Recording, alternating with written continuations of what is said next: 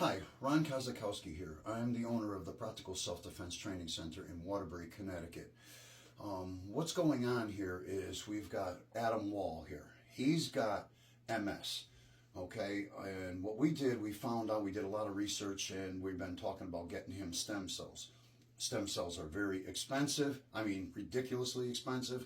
So we have a fundraiser for him on October 26th, which is a Sunday. It's going to be a grappling tournament. We're going to have vendors there. There's going to be a lot of auctions. Wait till you see the stuff that's going to be auctioned that day. It'll blow your mind. Some high ticket items are going to be auctioned.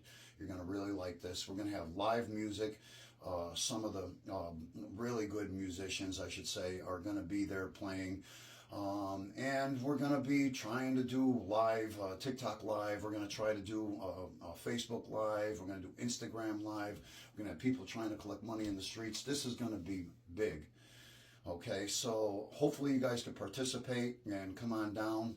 I'll put the QR code if you can't make it and you want to still donate. We have the QR code will be at the end of this video, which you'll be watching it on your phone. So somehow or another, maybe take the picture with somebody else's phone. So I'm going to talk with Adam now, and so you know a little bit more about him, on what's going on with him. We're going to start from the beginning, okay? Okay, how you doing, man? This is great, okay? And this should work, I feel, you know. Now, as far as this goes, tell me about your past and what martial arts styles you did before. My past is basically like any other kid. I grew up playing army and doing whatever. Getting into my adulthood, I kind of started getting stronger. And I noticed watching Bruce. No, I'm sorry. It was Saturday Morning Kung Fu. Oh, yeah. I fucking loved it. Yeah. Sorry for swearing. But I used to watch that, and then I would mimic stuff out in front with my brother and stuff, until one time my grandfather came outside and said that we look like penguins trying to get over a rock. That's where my journey started. So I remember starting in Tong Su Do Mu De Quan. Oh, okay. And I studied that for years and years and years. It was very, very tough. It wasn't easy. I graduated up the levels, and that's what originally turned me on to martial arts, but it was more like a karate style of martial arts. Yeah. I don't think real martial arts didn't introduce itself to me until I was like 18, 19. Okay.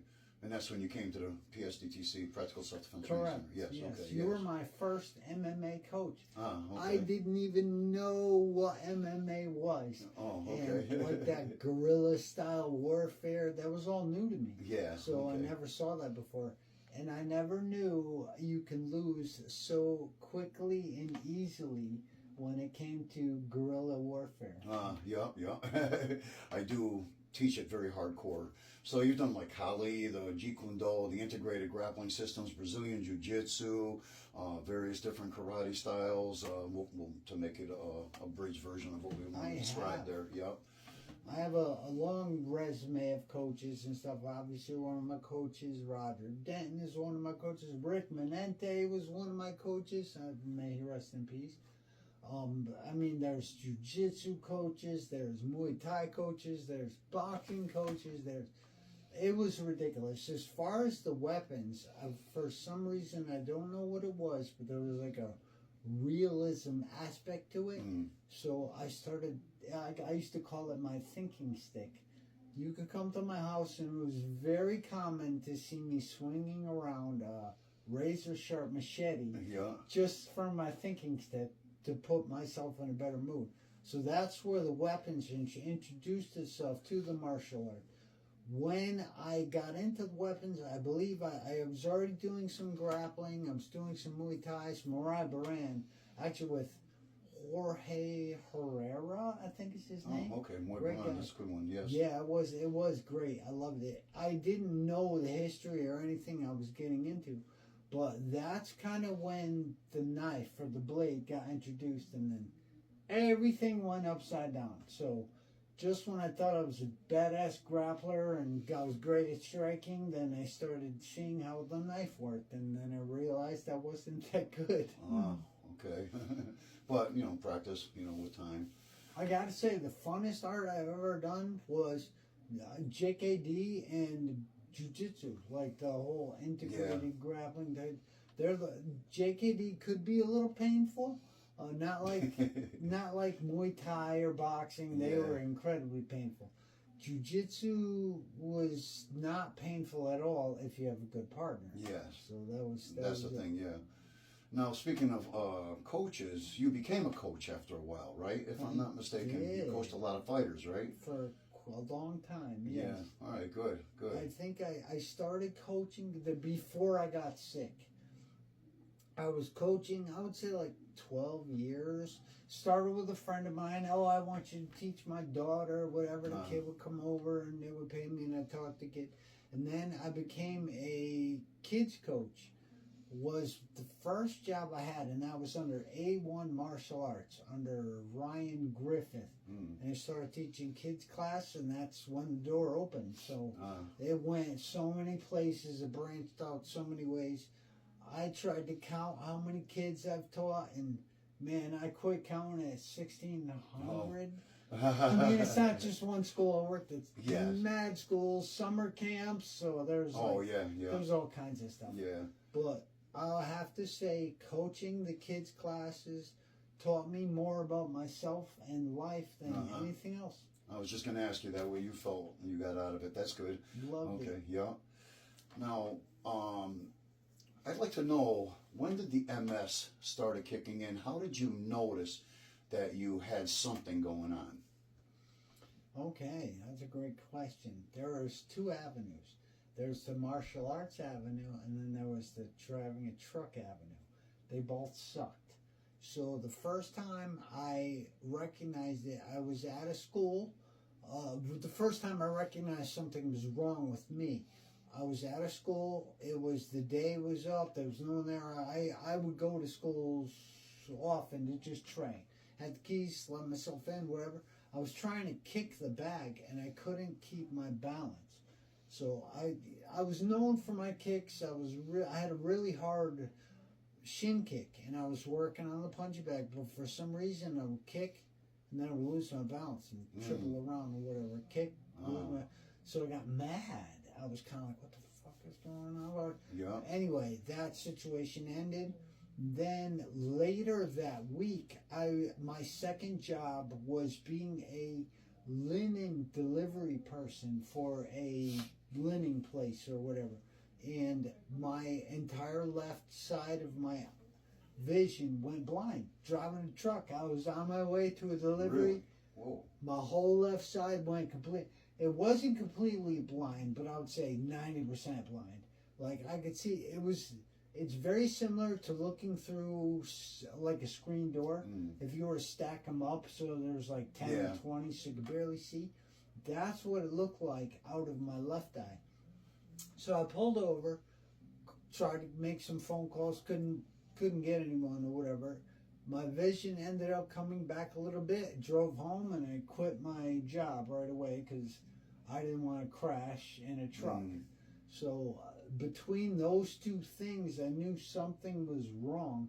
I couldn't keep my balance, and I had vision problems driving a truck. So I was on my way to coach a kids class, actually, and I stopped at it was just a simple stop. I didn't have insurance, I didn't know what to do, whatever, but I knew something was wrong. So I stopped at a walk-in clinic. Told the lady, what's this, what's that? I answered as many questions as I could. They took me in the back room, took my pulse, and then all hell broke loose. So I never left. They sent me to the hospital right away. Like, literally, they sent me right to the hospital. They were waiting for me and everything. So I was at the hospital for the entire remainder of the day. It was about 8 hours or something like that. They did a CAT scan. They couldn't find anything, but they knew something was wrong. They tested my blood, my heart, my everything. Like, everything's coming back great, but there's something wrong. And this one woman who had something to do with the CAT scan. I can tell by the look on her face that there was something wrong. Like she saw something. All the rest of the people had walked away, and me being a curious person, hey, what'd you see? I don't want to say nothing, but you got to go to a doctor. So that's where it started. From there, that's when I got the MRI. That's when I found out about the MS.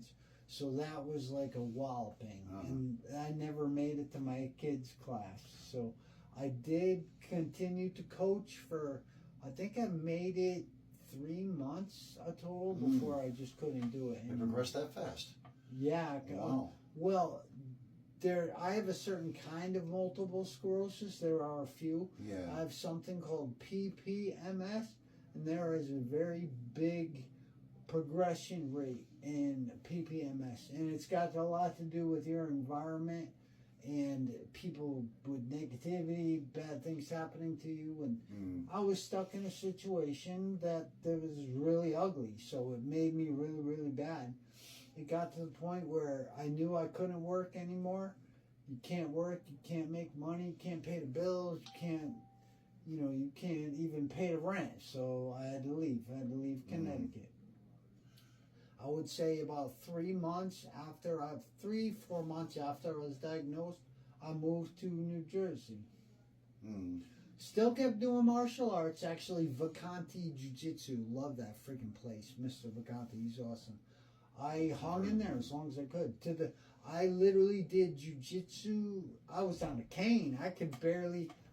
I fought to the bitter end. Oh yeah, you are a fighter. That's one thing I notice about you. You're accomplishing what you have to accomplish, and that should be an incentive on a lot of people if they only knew what you do in between. Being on the bed and all crippled up like this. So I mean, I can see it. Thank you. Yeah. All right, so I mean, to this point where you are right now, like I said, you're pretty much in the bed a lot. When I talk to you, it just seems like 90% of my day. Really? I'm bedridden. Yeah, and that's what we're trying to fix. Yes. That you don't deserve a life like that. So that's what we're hoping this event will do for us. I agree. Is to get this money for the stem cells, get you fixed. I'm hoping these stem cells work. I got the feeling that from the reviews and everything, I got the feeling it's going to do something. I really hope it does. Yeah. I think even if, like being a martial artist, when we can't move, it makes you fucking nuts, man. Yes, I know. Been there in other ways. So, yeah. So I got the feeling that this is going to help out a lot. Even if it's a little, it's still something. And if you could get onto a cane, that would be nice, yes.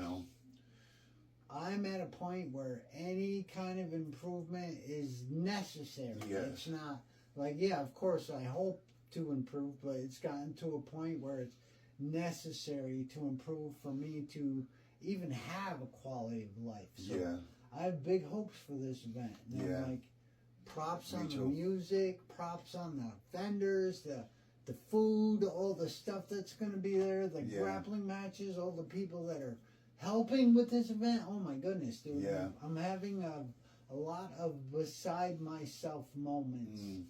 I do want to thank everybody who is helping. We got a lot of people helping on this, and I can't believe what they're doing. I can't mention all the names, but we have a lot of people, and they're all going to be there at the event.